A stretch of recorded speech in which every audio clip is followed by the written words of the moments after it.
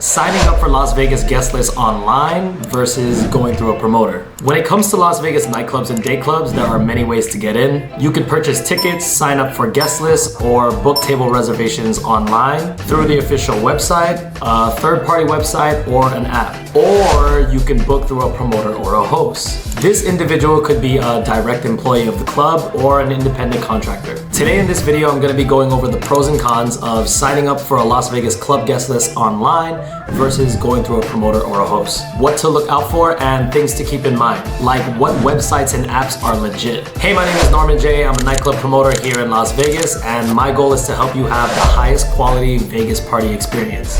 Before we get into this, when it comes to Las Vegas guest lists, I just want to make something clear. Promoter, website, or app, these are all promoters. The websites and apps that you can sign up through are just digital promoters with automated platforms. All promoters and hosts, even the websites and apps, everyone who helps you with the club is essentially a salesperson for that club. If it's your friend referring their promoter or an app or website where you can book directly, everyone, if you go down to the source, is getting paid in some shape or form with either money, credit, referrals, or favors. The entire Vegas ecosystem runs on several forms of traffic like referrals. Everyone in your network is an extension of your sales team. And on the sales team, just like anything in sales, there's some good ones, some okay ones, and unfortunately some bad ones. So it's not an either or decision of which method is better, but rather which individual source is better, which contact, website, or app is better. The websites and apps have their strengths, but they also have their limitations as well, which I will get into. The key for you is to find a good, reliable source or contact. And FYI, most hosts do not have a guest list.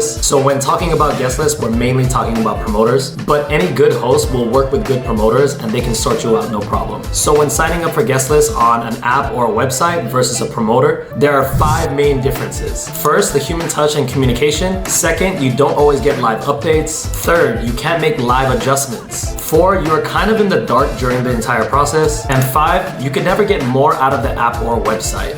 Like if you're on the guest list, you're just on the guest list. And on top of that, these are only comparing the apps and websites that are legit. There are some apps and websites that are not legit or not working anymore. Make sure you know which websites you're getting your info from or signing up on. I once talked to a group outside of the club and they were bummed that they couldn't get their friend in because their friend was only 20 years old. And I said, duh, it's a 21 and over club, bro. I asked them why did they think that they can get in, and they told me your website said so. I told them to show me the website, and they pulled up this like foo-foo ass website. I told them, bruh, I kind of laughed at them and I told them like, yo, are you kidding me?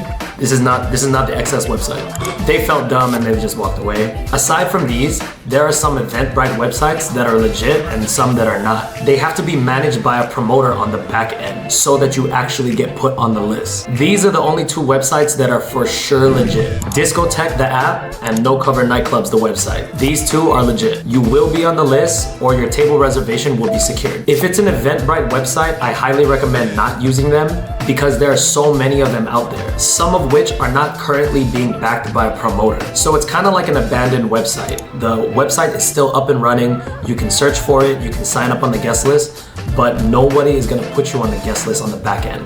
Like my old phone number.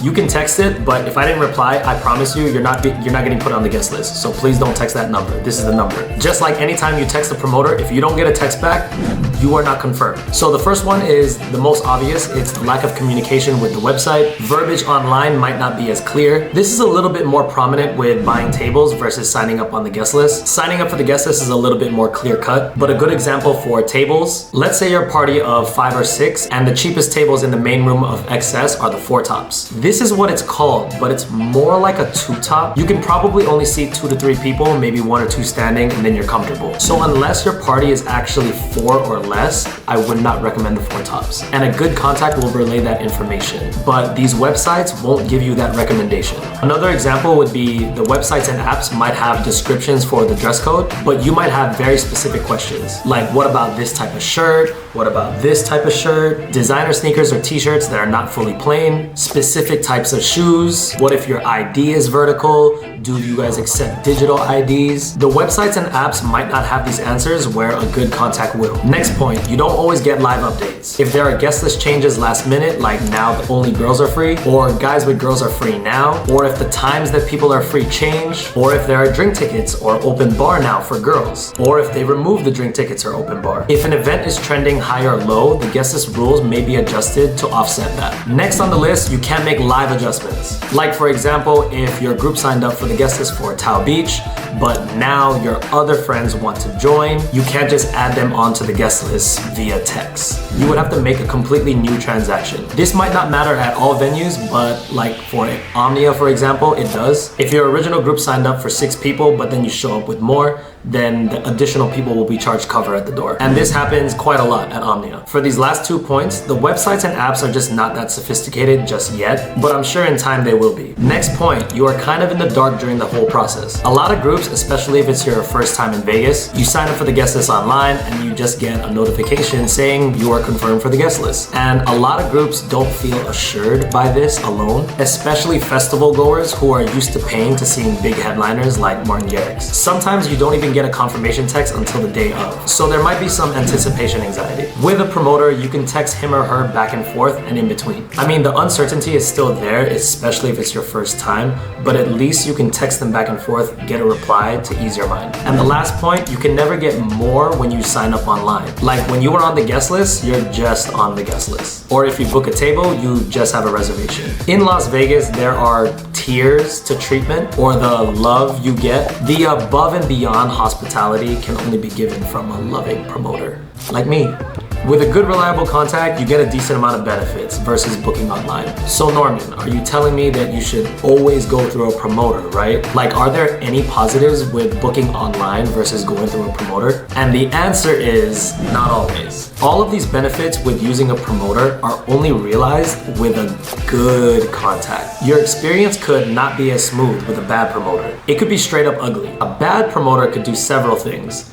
He could be upselling you, not really caring about your overall experience. Something you might want to know about promoters in Las Vegas, and this might be true for promoters everywhere, nightclub promoters might be the highest turnover rate job in that industry. Most promoters quit within the first 2 to 3 months, and even after that, they might quit during their first winter when it gets slow. This job is not for everyone. The first day on the job, you go to Las Vegas Boulevard on the Strip, and whoever's training you, if someone's training you, will tell you, go talk to those girls over there. Now, I'm a very social guy, but even for me, that shit was hard in the beginning. Let me explain why this is important. The point I'm trying to make is, it's very hard to make money in this job, especially in the beginning. Just like anything that involves a network, you just don't have leads in the beginning, and you suck at acquiring new leads from every angle. So most promoters can't make ends meet and are forced to quit. So why am I telling you this? New promoters struggle to make money, so they might get sleazy with their sales tactics, and a lot of them do. For example, all promoters work for a specific company. It could be Tao Group, who owns 60% of the clubs, Omnia, Hakkasan, Wet Republic, Jewel, Marquee, Tao, Day and Night, Zook and IU are together, Dre's is by itself, and The Win, which is XS and Encore Beach Club, where I work. These companies, of course, want you to bring your guests only to their clubs, to drive traffic into their venues. And promoters are instructed not to tell their guests about other venues that they don't work for. So let's say, for example, you meet a Tao promoter on the Strip. He might say they have Steve Aoki at Omnia Friday night and Lesso Saturday night, Lil Jon at Whip Republic Saturday day, and Loud Luxury at Hakkasan Saturday night. Now, to someone who has never been to Vegas before, this lineup might seem pretty dope, and all new clubs to you sounds pretty good. But when you look at the full lineup of Vegas that weekend, this wasn't a made-up lineup, by the way. This was the lineup in Vegas the week of June 3rd. Now, of course, if you have DJ preferences, then always go with your favorites. If you're a big fan of the DJ, then it doesn't really matter where they're playing, you're just gonna want to see them just cause. But if you look at the full lineup for this weekend, where is most of the traffic gonna go? The Chainsmokers at XS Friday night is gonna be the busiest party that night. Marshmello Saturday day at Encore Beach Club first, then Millennium at Tao Beach, and then Pauly D at Marquee. Saturday night traffic will be split between Kygo, Alesso, and Loud Luxury. XS and Omnia are the best nightclubs in Las Vegas. A bad Tao Group promoter won't tell you about XS, and a bad XS promoter won't tell you about Omnia. Good promoters will give you all your options, and wherever you pick, they will accommodate. I will, however, recommend things if I think that your picks are subpar options. Famous one, for example, would be for the past 2 years, I've been getting a lot of requests from some of my groups that I'm Instagram friends with, younger Asian girls, and they're asking for a town nightclub. So I'll ask them something along the lines of, hey, is there a specific reason you guys want town nightclub? So when talking about Tao in Las Vegas, there's Tao nightclub and Tao Beach Club. Tao Beach Club, newly renovated in 2022, second best day club in Las Vegas. I highly recommend it. Tao nightclub, older hip hop crowd, and that's if I'm being nice. I would only recommend it if you were like in your 40s or older and you want hip hop. So back to those younger Asian groups, I might say something like, I think you're mixing up Tao nightclub with Tao Beach Club. The good reviews you heard from your friends are probably from Tao Beach. And probably the worst trap to fall into from a Las Vegas club promoter, some promoters lie about having a table. Now, have you ever met a promoter and you asked them for a table and they said, yeah, I have a table, just check in for me on the guest list and then text me and I'll tell you where my table is. So you guys go to the club, you follow instructions, you check in for them, and then you text them, and then you don't get a reply for like a couple hours. 2 hours later, he finally replies saying something like, oh my God, I'm sorry, I didn't see this until now. Where were you? I was busy, or some kind of other excuse. Now, a few things could have happened, but the famous bait and switch lie trap is he was just bullshitting and he was probably just at home the entire time, not even at the club. And you ask, why would he do that? Maybe that weekend, for example, maybe you wanted to see the Chainsmokers at XS, but he said, come to my club, I have a table if you guys want to go. So you listen, and the reason for the lie was to get you to come to his club and check in for him.